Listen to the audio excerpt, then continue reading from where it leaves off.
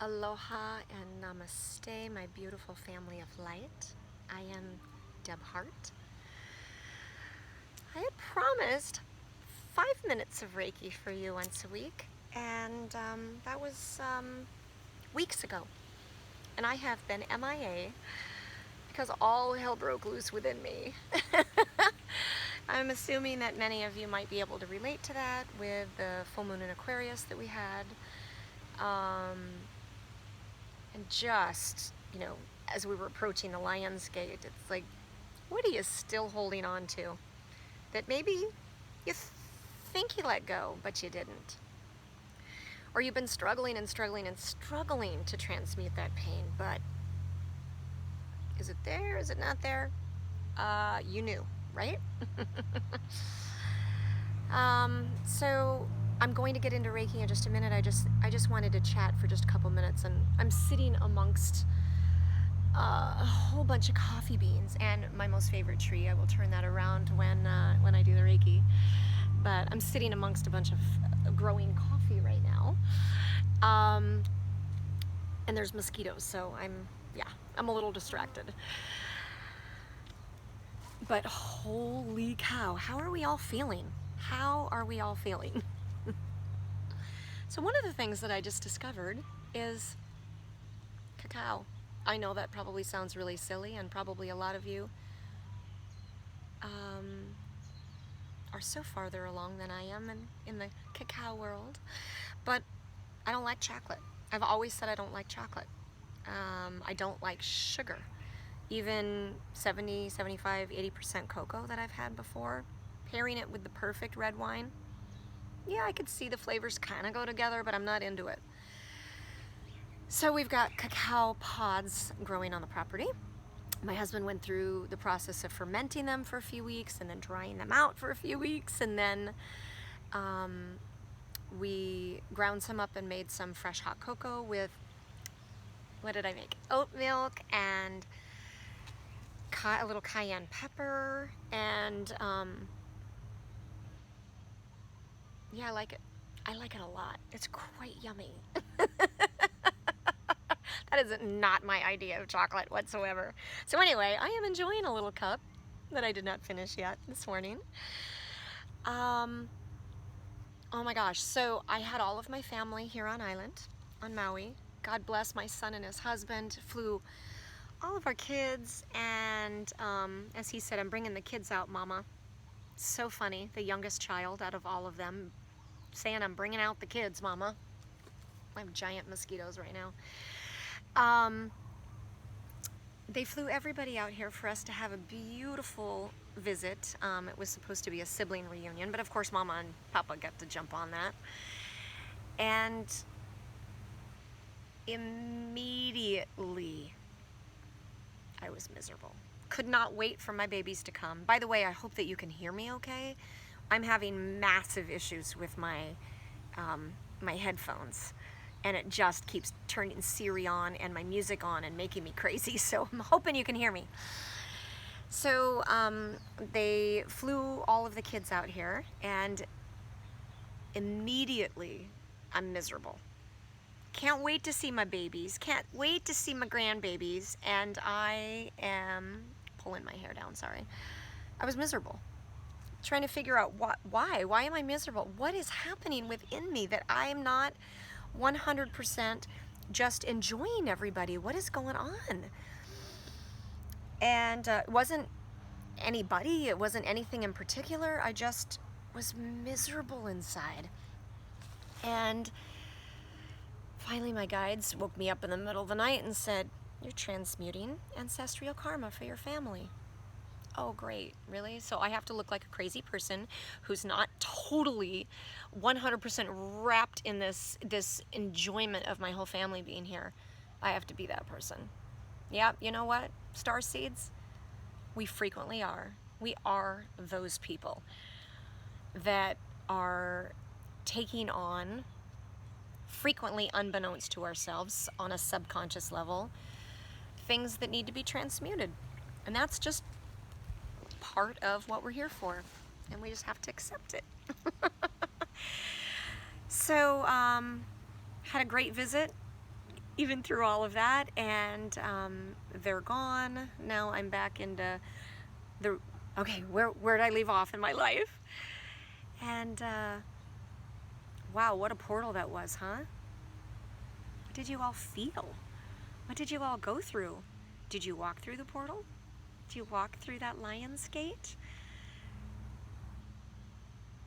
I don't think I even feel like the same person as I was 3 days ago. It has been an incredible journey, and I find, at least for me, because I really have an understanding that each one of us, even though there are some things that intersect and overlap, you know, that we all pretty much experience in this journey, but you know, overall it's an individual journey, it's an inside job, and we all experience things differently. For me, I find that the more difficult, the more I'm transmuting, the more difficult and powerful, almost like all-consuming something is for me as I'm working to clear it, the more it's like you're just completely broken open, and the more newness, the more excitement, the more you have elevated. That's what I find within me. So I am in an incredible place right now, and very grateful for it, and hope that you are as well as you walked through the portal. This is a really exciting time. Not that I'm not aware of what's happening around us, you know, be of the world but not in it. We're here to transmute, we're here to shift the consciousnesses of an entire dense planet. I was at a rally yesterday in front of the state and county buildings, in front of the mayor's office.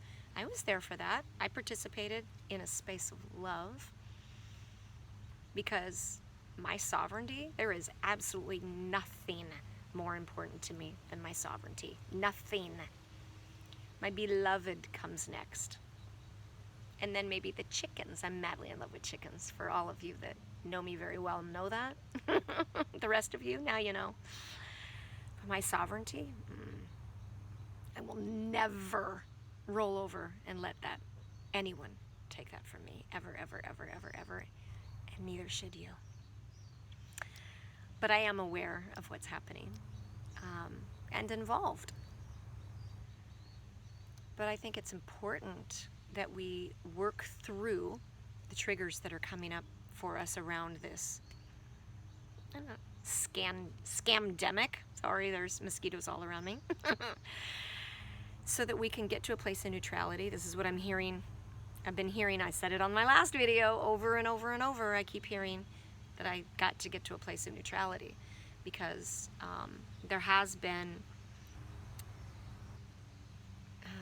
an immediate awareness in my life with people that I love, and the jab, and maybe other aspects of this that I have had to work very hard to get through and get to a place of neutrality.